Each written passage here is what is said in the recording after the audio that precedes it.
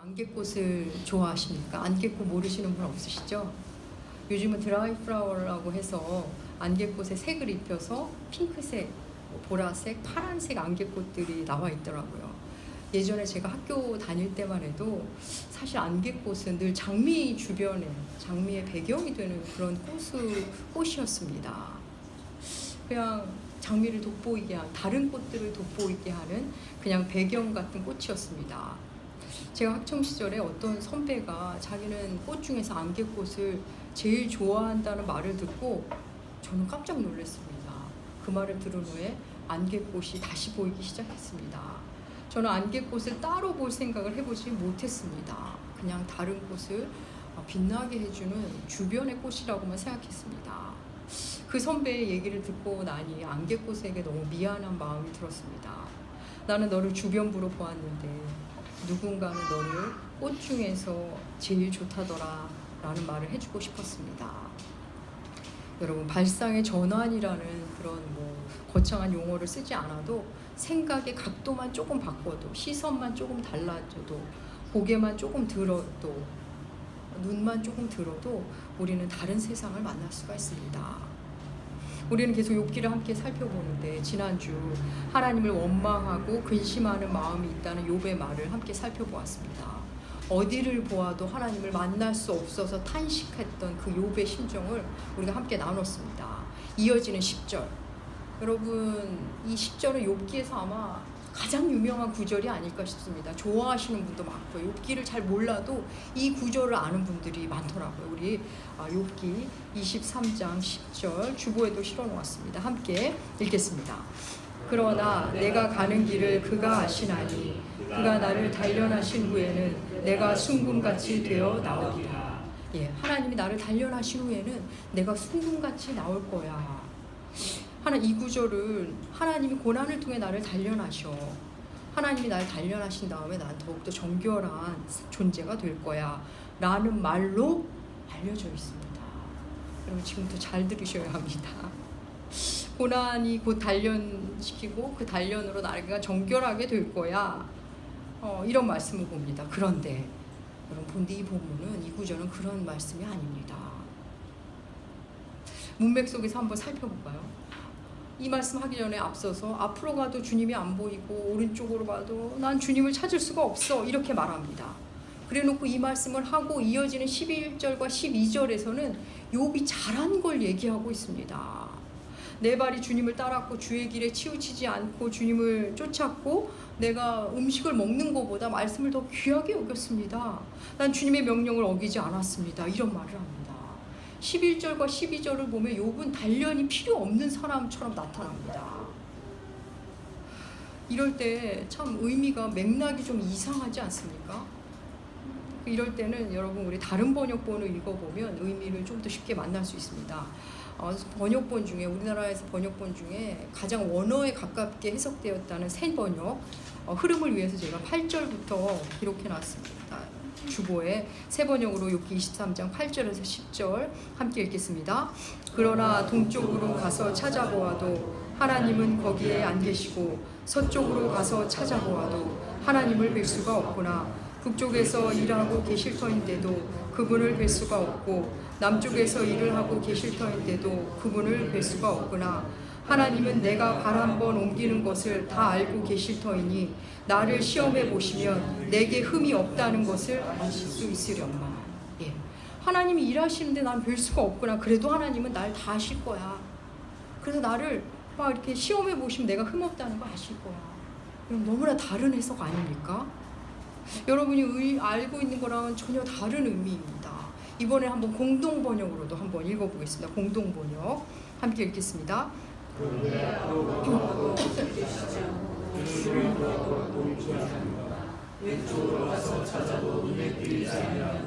오른쪽으로 눈을 돌려도 보이지 않는구나.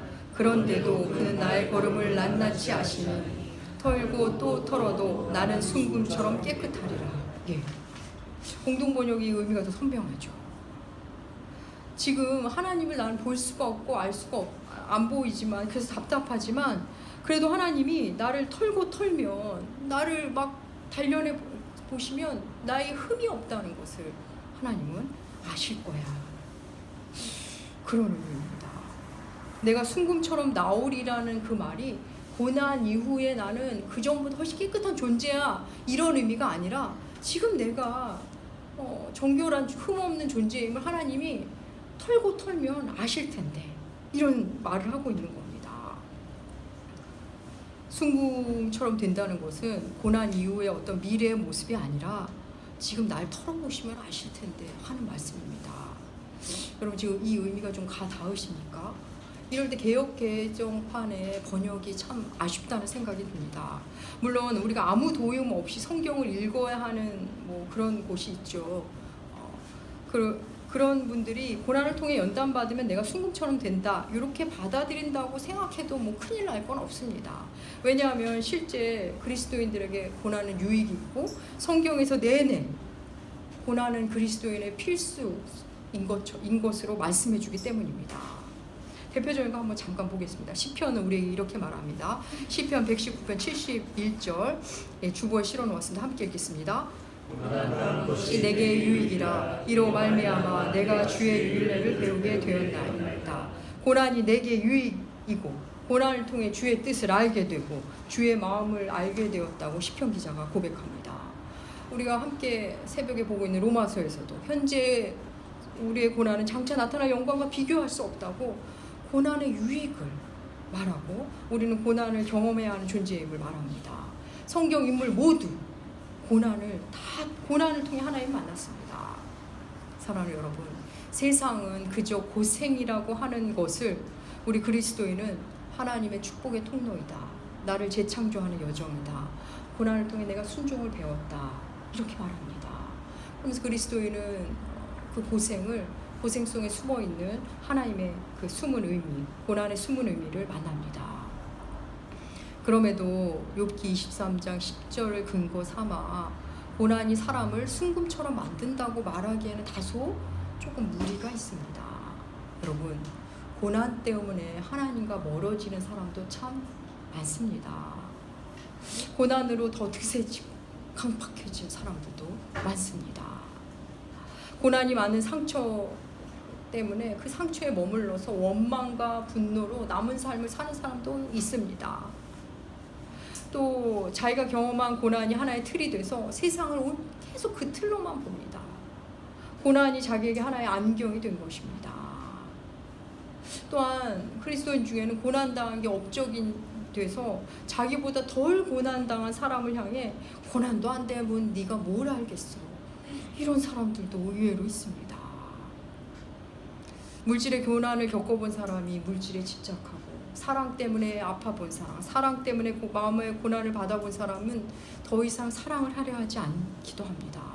교회 안에서 고난을 경험한 사람은 그 고난의 틀로 기독교와 교회를 정죄하려 합니다. 사랑하는 여러분, 욥기 13장 10절 이 말씀에 기대서 고난을 통해 난 순금 같은 정결한 존재로 나올 거야, 이렇게 읽으면서 고난 속에서 이 구절에 도움을 받은 경험이 있으신 분도 있을 겁니다. 그럼에도 고난을 경험한 사람이 이 본문을 등에 업고 나는 고난을 경험해서 니들보다 정결해, 나는 정결한 존재야 라고 말하는 이 또한 또 다른 교만만 될 뿐입니다. 다시 말씀드리지만 이 구절의 본래 의미는 저는 그동안 순결하고 결백하게 살았는데 왜 하나님이 나를 알아주시지 않지? 하는 자기 변호와 탄원의 말입니다. 욥이 하는 탄식입니다.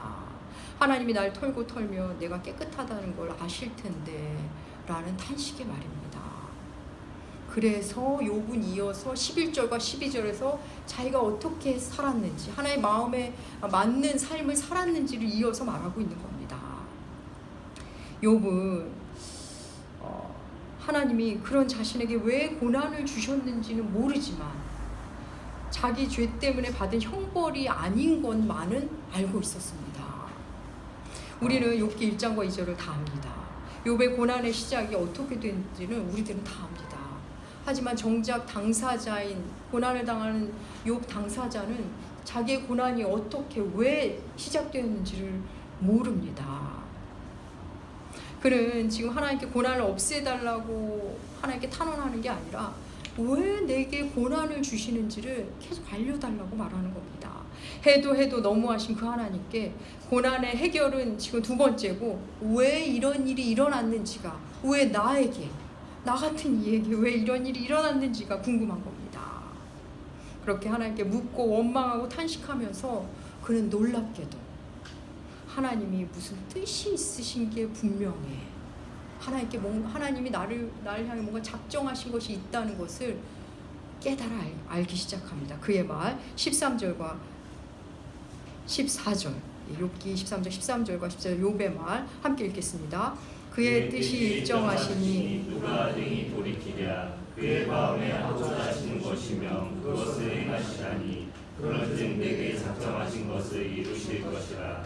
이런 일이 그에게 많이 있느니라. 욥이 말합니다. 내가 아는 하나님, 그 하나님은 한번 뜻을 세우시면 반드시 이루시는데, 그분이 지금 나를 향해 뭔가 뜻을 세우셨구나, 작정하신 일이 있구나, 주께서 작정하셨으면 분명히 다 이루어 가실 거야, 이렇게 말합니다. 그게 뭔지는 모르지만 이 고난의 의미가 있다는 것을, 하나님이 나를 통해 혹은 나를 향해 작정하신 일이 있다는 것을 그는 알았습니다. 그 하나님이 뭔가 이루어 가신다는 걸 알았지만 그는 전혀 그걸 알았는데 기쁘지가 않았습니다. 도리어 두려웠습니다. 사랑하는 여러분, 우리는 나 자신을 향한 하나님의 뜻을 궁금해하고, 그래서 하나님의 뜻이 무엇이냐고 기도로 물을 때도 많습니다. 하나님이 그 뜻을 알려주면 내가 굉장히 반가울 것 같고 잘 따를 것처럼 하나님께 열심히 묻습니다. 사실 하나님이 대답해줘도 우리는 내 뜻과 다르면 못 들은 채 하기도 하고 실제로 못 알아듣기도 합니다.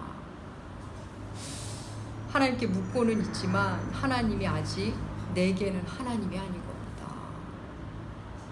다른 하나님, 돈, 성공, 명예, 다른 하나님을 모시고 있으면 들리지가 않습니다. 여러분, 지금 욥은 다 잃었습니다. 재산도, 자녀도, 건강도, 친구들마저 잃었습니다. 그런 그가 원하는 것은 하나님밖에 없습니다. 하나님을 만나고 싶고 하나님의 얘기가 듣고 싶은 겁니다. 하나님 앞에서 묻고 따지고 탄식하면서 그는 하나님이 내게 작정하신 일이 있구나, 여기까지 지금 알게 되었습니다. 사랑하는 여러분, 인류는 옛날에는 태양이 지구를 중심으로 돈다고 생각했습니다.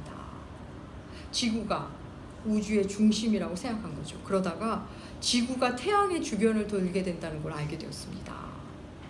인류는 충격을 받았습니다.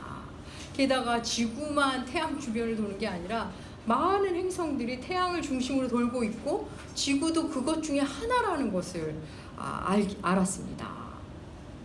여러분, 우리는 이 땅에 태어나서 처음에는 세상이 내 중심으로 돌아가는 줄 압니다.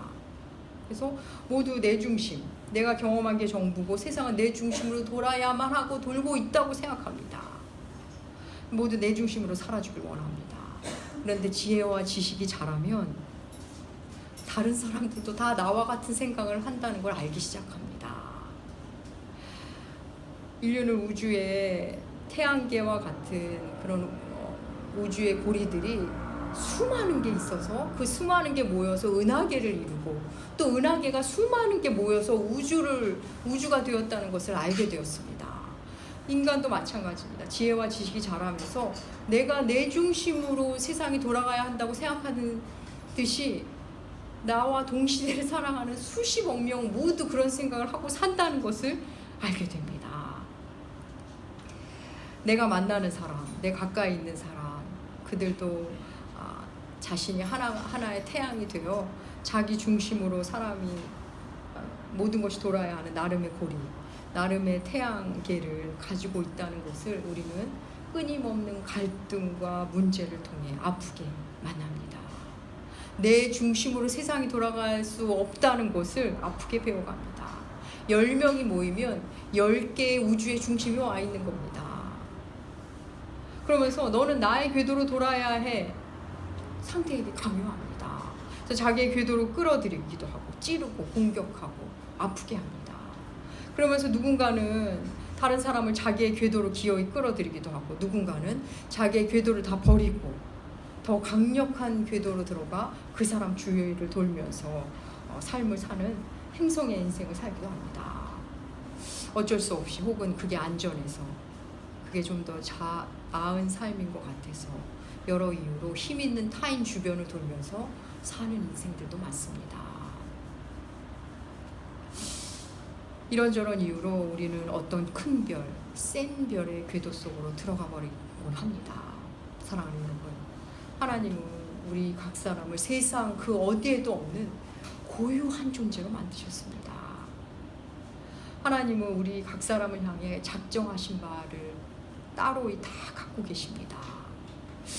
그런데 우리는 어느 순간부터 큰일 할 사람에게나 계획이 있지, 나 같은 사람에게 무슨 계획이 있어, 이런 생각을 나도 모르게 하고 있습니다. 하나님의 뜻하심은 목사나 선교사 이런 사람들에게 있지, 뭐 나 같은 사람에게 무슨 뜻이 있겠어. 나는 그냥 굶지 않고 살고 그냥 아프지 않고 살았으면 좋겠어. 그러다 그냥 천국 가면 좋겠어. 이러면서 신앙에서도 패배주의를 작동시킵니다. 사랑하는 여러분, 평범한 삶을 사는 사람, 아니 평범한 삶이 꿈인 사람에게도 하나님은 고유의 작정하신 바가 있습니다. 놀라운 것은 하나님의 그 작정하신 바를 만나면 온 우주가 나를 중심으로 돈다는 것을 새롭게 만납니다. 그 이전과는 전혀 다른 차원의 내 중심성이 새롭게 생기는 겁니다. 욥이 지금 그걸 만나가고 있습니다. 사랑하는 여러분, 저는 한때 지금도 약간 그런 성향이 많습니다. 모두 내 탓이야. 내 잘못이 있어. 모든 일 속에서 내 잘못을 찾아내는 스타일입니다. 내게 문제가 많아. 나만 잘하면 돼. 사실 하나님이 저의 문제, 내가 얼마나 문제 많은 인간인지를 끊임없이 보여주시면서 저를 다듬어 가시는 거 맞습니다. 목사로서도 그렇습니다. 교우들에게 힘든 일이 생기거나 교우가 아프면 내가 잘못해서, 혹시 내가 잘못해서 그런 거 아닐까? 혹시 내가 뭘 잘하면 해결될까 하여 눈을 뜨면 그 일을 놓고, 그 교우를 놓고 간구하고 기도하고 하나님께 졸라대곤 합니다. 그렇게 몇 년간을 살다 보니까 이렇게는 하나님 못 살겠습니다. 제 몸과 마음이 너무 상하고, 하나님 저는 이렇게는 목회를 못할 것 같습니다. 하나님께 기도했습니다. 그러면서 알게 되었습니다. 나만 잘하면 돼 라는 생각은 겸손인 경우도 있지만 교만의 경우가 있다는 것을 알게 되었습니다. 마치 내가 다 해결할 수 있는 양 착각하고 있다는 것임을 알게 되면서 좀 더 저를 자유롭게 해주셨습니다. 사랑하는 여러분, 나만 잘하면 돼, 내게 문제가 있어, 이 지점에 서야 하는 분 굉장히 많습니다. 그 지점에서 자신의 문제를 만나고 자신의 부족함을 만나고, 그러면서 자신의 죄인됨을 만나고, 사실 반드시 건너야 할 강입니다. 그런가 하면 또 나로서는 안 되는구나, 내가 어찌할 수 없는 일이구나, 내가 해결할 수 있는 영역이 전혀 아니는구나를 또 만나야 합니다. 내게 작정하신 바를, 하나님이 내게 작정하신 바를 알아가는 길에는 이 둘이 씨줄과 날줄처럼 계속 교차합니다. 사랑하는 여러분, 욥은 하나님이 작정하신 것이, 내게 작정하신 것이 있구나를 알게 되자 기뻐하기보다는 두려워했습니다. 여러분 생각해 보십시오. 욥이 지금 잃을 거 다 잃지 않았습니까? 두려워할 일이 다 생겼어요. 건강도 잃었고, 자녀도 잃었고, 재산도 잃었고, 친구에게 오해받고, 더 이상 두려워할 게 없는 것 같은데도 그는 두려워했습니다. 그런데 이 두려움이 그의 시선을 바꿔놓습니다. 그 바뀐 시선이 다음 주에 함께할 24장의 내용입니다. 여러분, 하나님은 여러분 각 사람에게 작정하신 바가 있는데, 그 작정하심에 큰 궤도가 있고, 또 그것을 알아가는 길에 수많은 작은 일들을 우리에게 보내십니다. 하나님의 큰 작정하심, 누구에게나 해당될 수 있는 일이죠. 그것은 하나님이 우리를 사랑하신다는 그 사실입니다. 그걸 알게 하는 겁니다. 우린 다 안다고 생각하지만 제 미천한 시선에 보아도 너무 모르실 때가 많습니다. 하나님, 우리가 그걸 알게 하시기 위해서 수많은 일들을, 또 많은 사람을 보내시며 사건 속으로 우리를 밀어넣으십니다. 하나님의 사랑은 너무나 크고 너무나 깊어서 우리가 단번에 알기에는 상상할 수 없는 사랑이기 때문입니다. 그러면서 우리로 그리스도의 장성한 분량에 이르기까지 에베소서에 나온 표현처럼 자라게 하십니다. 결국 우리 존재의 변화, 하나님의 사랑을 알고 하나님의 사랑으로 사는 존재가 되는 것이 하나님의 큰 물줄기, 하나님의 작정하신 바의 큰 틀입니다. 그러면 그걸 알아가면 우리는 예수 중심의 사람이 되기 시작합니다. 우리로 예수를 사랑하고 예수를 닮아가는 일에 모든 사건과 상황과 사람들이 그 일의 재료가 되는 것입니다. 그걸 알고 나면 하나님이 무엇인가를 내게 주셔도 주신 것에도 뜻이 있다는 것을 알게 됩니다. 뭔가 나에게 하나만 있어도 될 것을 2개를 주시면 나 혼자 배부르게 잘 먹고 잘 살으려고 주신 게 아님을, 나 혼자 등 따시고 배부른 삶을 살라고 주신 게 아님을 알기 시작합니다. 왜냐하면 이제는 내 중심이 이기적인 내 중심이 아니라 예수와 함께한 내 중심이기 때문입니다. 또 하나님께서 무언가 거둬가시면 거둬가심의 뜻이 있다는 것도 알게 됩니다. 물질을 걷어가시면 그동안 내 물질의 삶에 문제가 있었음을 다시 보게 됩니다. 물질의 질서를 다시 잡게 됩니다. 건강을 걷어가시면 이제 내 몸을 돌봐야 하는구나. 내 몸의 주인, 하나님은 영혼만 주인이 아니라 내 몸의 주인도 되시는 거구나. 그리고 몸은 이렇게 쇠해 가는구나를 만나게 하시는 겁니다. 사랑하는 여러분, 우리에게 일어나는 모든 사건, 우리가 알게 되는, 만나게 되는 모든 관계 안에는 하나님의 그런 뜻, 작정하심이 들어있습니다. 우리로 하나님을 사랑하고 예수를 그리워하며 예수 닮은 삶을 기뻐하며 살게 하는 것, 포기하지 않고 그 길을 가고 싶어 하는 사람이 되게 만드는 것, 그게 우리를 향한 하나님의 작정하신 바입니다. 그것을 알면 세상을 보는 시야가 달라집니다. 그것을 알고 나면 길에 핀 들풀 하나 보아도 하나님이 나 보라고 여기다, 얘가 꽃이 여기 피어있구나, 하나님이 나 보라고 이렇게 하셨구나. 햇살이 좋은 날이면 하나님이 나에게 이렇게 좋은 햇살을 주셨구나.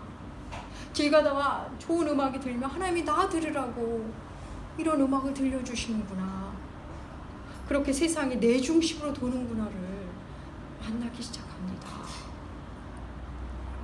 이기적이고 오만한 나, 독불장군으로서의 내 중심의 세상이 아니라 내가 하나님 안에 있을 때 느껴지는 새로운 나 중심의 세상이 펼쳐지는 겁니다. 예수를 중심에 둔 나의 세상이 새롭게 펼쳐지는 겁니다. 여러분에게 하나님은 바로 이 세상을 새롭게 만나기를 하나님 원하십니다. 사랑하는 여러분, 안개꽃은 안개꽃만으로 이미 충분히 아름답습니다.